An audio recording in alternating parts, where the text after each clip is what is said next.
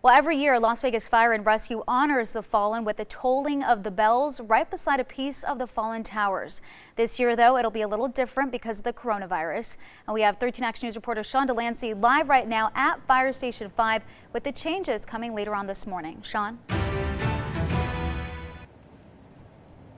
Yeah, Clinton, the annual tolling of the bells will continue as scheduled this year. Firefighters are just beginning to arrive right now, but this year is going to be very different. The public will not be allowed to see it in person. Firefighters here that say that they could not cancel the ceremony because it's much too important that we never forget.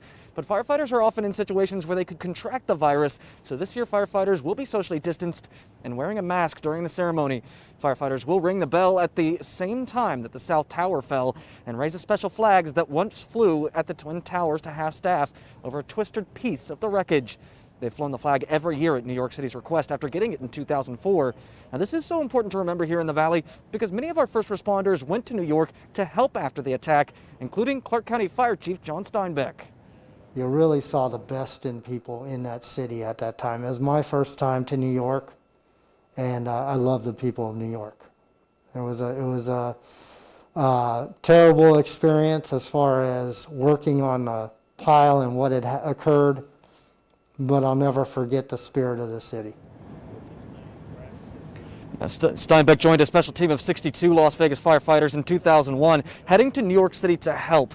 They worked 12-hour shifts night and day for 10 days, trying to clean up the mess left behind and recover as many victims as possible.